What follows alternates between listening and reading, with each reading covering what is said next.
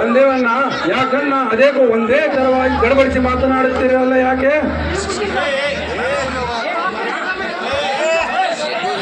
ನಮಗೆ ಕಳಿಸಿದ್ರು ಹಣದಿಂದ ಏನಾದ್ರು ತೊಂದರೆ ಆಯ್ತಣ್ಣ? ಆ ಮಾತಕ್ಕೆ ಆಡ್ತೀಯಪ್ಪ ನೀನು. ನನ್ನ ಜೀವನ ಆದರೂ ತ್ಯಾಗ ಮಾಡಿ ಯಾರಲ್ಲಿ ಜೀತದವಾಗಿ ದುಡಿದಾದರೂ ನಿಮ್ಮನ್ನು ಓಡಿಸಬೇಕೆಂಬ ಛಲ ನನ್ನದಿದೆ. ನೀವೇನು ಆ ಮಾತಿನಲ್ಲಿ ತಪ್ಪು ತಿಳಿಯಬೇಡಿ. ಇಲ್ಲಣ್ಣ, ದೊಡ್ಡ ಅಭ್ಯಾಸದಲ್ಲಿ ನಾವೆಲ್ಲರೂ ಓದುವುದೆಂದರೆ ಈಗಿನ ಕಾಲದಲ್ಲಿ ಅಸಾಧ್ಯವನ್ನ.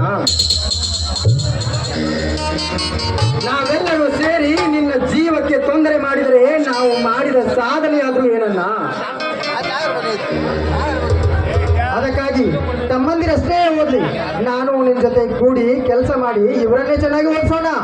ಶಂಕರ್, ಇನ್ನೊಂದು ಇದೇ ಮಾತನ್ನು ಇನ್ನೊಂದು ಸಾರಿ ನೀನು ನುಡಿದಿದ್ದೇ ಆದರೆ ನಿನ್ನ ಪರಿಣಾಮ ನೆಟ್ಟಗಿರುವುದಿಲ್ಲ. ಮೊದಲು ನೀನು ಓದಬೇಕು, ಆಮೇಲೆ ನಿನ್ನ ತಮ್ಮಂದಿರನ್ನು ಓದಿಸಬೇಕು. ನನ್ನ ಸರ್ವ ಆಸ್ತಿಯನ್ನು ಮತ್ತೊಬ್ಬರ ಸ್ವತ್ತಾಗಿ ಹೋದರೂ ಚಿಂತೆ ಇಲ್ಲ. ನನ್ನ ತಮ್ಮಂದಿರು ಓದಿ ವಿದ್ಯಾವಂತರಾಗಿ ಈ ನಾಡನ್ನೇ ಬೆಳಗಿಸುವ ಜ್ಯೋತಿಯಾದರೆ ಸಾಕು. ಅದೇ ನನ್ನ ಆತ್ಮಕ್ಕೆ ಶಾಂತಿ. ನೀವು ಮಾತಾಡುವುದೆಲ್ಲ ಮರೆಯಲ್ಲಿ ನಿಂತು ಕೇಳಿಸಿಕೊಂಡೆಣ್ಣ. ಅದಕ್ಕಾಗಿ ನನ್ನನ್ನು ಕ್ಷಮಿಸಣ್ಣ. ಹೌದು ಶಂಕರ್, ಹೌದು. ವಿಧಿಗೆ ನಾವು ಎದುರಾಗಿ ನಿಂತಾಗಲೇ ನಮ್ಮ ಗುರಿ ಮುಟ್ಟುವುದು ಸಾಧ್ಯವಾಗುವುದು. ಸಂಬಂಧ ನಾನು ತಿಳಿಯದು ಒಂದು ತಪ್ಪು ಮಾಡಿದ್ದೇನೆ, ಅದನ್ನು ನೀವು ಏನಣ್ಣ ನೀವು ಮಾಡಿರುವಂತ ತಪ್ಪು? ಏನಣ್ಣ ನೀವು ಮಾಡಿರುವಂತ ತಪ್ಪು? ನೀವು ಮಾಡಿದ ತಪ್ಪಿನಲ್ಲಿ ನಮಗೂ ಅರ್ಥವಾಗಲಿ, ನಿಮಗಾದ ಶಿಕ್ಷೆಯು ನಮಗೂ ಆಗಲಿ. ಪ್ರಾಮಾಣಿಕವಾಗಿ ಒಪ್ಪುತ್ತಾರೆಂದು ಹೇಳದೆ. ಒಂದೇ ಬಳ್ಳಿಯ ಕಾಯಿಗಳಾದ ನಾವು ಆ ಬಳ್ಳಿಯ ಕಾಯಿಯಲ್ಲಿ ಸಿಹಿ ಕಹಿ ಇರುವುದುಂಟೆ, ಭೇದ ಭಿನ್ನ ಭಾವಗಳಿರುವುದುಂಟೆ. ಅಣ್ಣ, ಬಳ್ಳಿಯ ಕಾಂಡವಾದ ನಿನಗೆ ಪೆಟ್ಟು ಬಿದ್ದರೆ ಇನ್ನು ನಾವು ಕಾಯಿಗಳನ್ನ ನಮ್ಮ ಗತಿ ಏನನ್ನ ಹೇಳಣ್ಣ, ಹೇಳು. ನೀನು ಮಾಡಿರುವ ತಪ್ಪಾದೇನು ಅಂತ.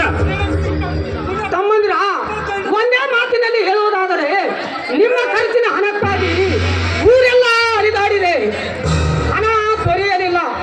ಕಾರಣ ಈ 3 ತೊಲೆ ಬಂಗಾರ ಉಂಗುರವನ್ನು ಮಾರಿ ನಿಮ್ಮ ಓದನ್ನು ಮುಂದುವರಿಸಿದಪ್ಪ ನಿಮ್ಮ ಅಣ್ಣ.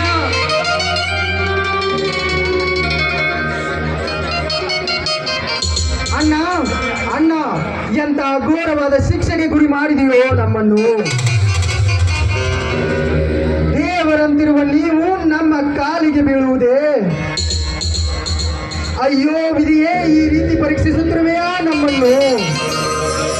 ಅಣ್ಣ, ಮಾಡಿದ ಪಾಪ ಮಹಾಕೂಟದಲ್ಲಿ ಕಳೆಯುತ್ತಾರೆ, ಇನ್ನು ಕೂಡಿದ ಪಾಪನ ಕೂಡಲ ಸಂಗಮದಲ್ಲಿ ಕಳೆಯುತ್ತಾರೆ.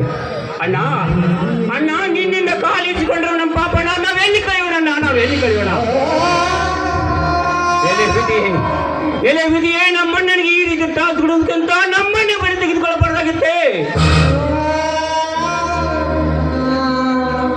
ನೀವು ಹಾಕಿದ ಕೆರೆ ದಾಟಿದರೆ ಆ ಲಕ್ಷ್ಮೀ ದೇವರ ಮೇಲಾಣೆ ನಿಮ್ಮ ಜೀವಮಾನದಲ್ಲಿ ತಪ್ಪೆನ್ನುವ ಕೆಲಸವೇ ಇಲ್ಲದೆ ಇರುವಾಗ ಅದ್ಯಾವುದೋ ಇಲ್ಲಿ ಬಂದು ನಿಮ್ಮ ತಲೆ ಮೇಲೆ ಬಿದ್ದಿರುತ್ತದೆ. ಹೇಳಣ್ಣ, ಹೇಳು.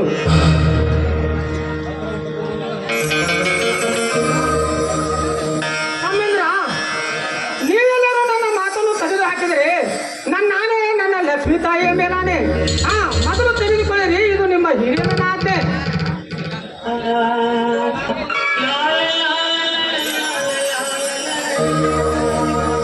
ಹಿರಿಯ ಅಣ್ಣನೇ ಹಳೆದ ತಂದೆ ತಾಯಿ ಎಂದು ಸೃಷ್ಟಿಗಳ ಜಗಕ್ಕೆ ಸಾರುತ್ತಿರುವಾಗ ತಂದೆಯಿಂದ ಕಾಲು ಬೀಳಿಸಿಕೊಂಡು ನಾವು ಪಾಪಿಗಳು, ನಮಗಿನ್ನು ಓದುವುದೇ ಬೇಡ, ನೀನು ನಗುನಗುತ್ತಾ ಸುಖವಾಗಿ ಚೆನ್ನಾಗಿದ್ದರೆ ಸಾಕು, ಅದೇ ನಮ್ಮೆಲ್ಲ ಸಂತೋಷ.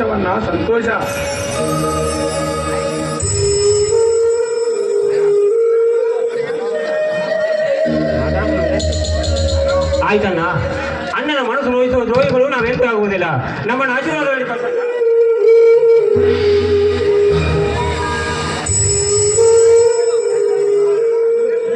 ಸಹೋದರೇ, ನಾಡಿನ ನಮ್ಮ ಚೈತನ್ಯದ ಚಿಲುಮೆಗಳು ನೀವು ಆಗಿ ನಮ್ಮ ವಿಷ್ಣು ಮಹೇಶ್ವರಂತೆ ಲೋಕ ರಕ್ಷಕರಾಗಿ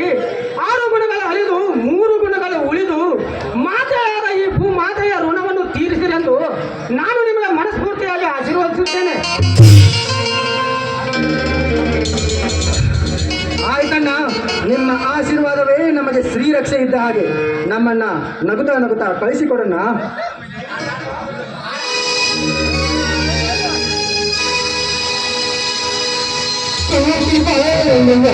ಮನೆಯಲ್ಲಿ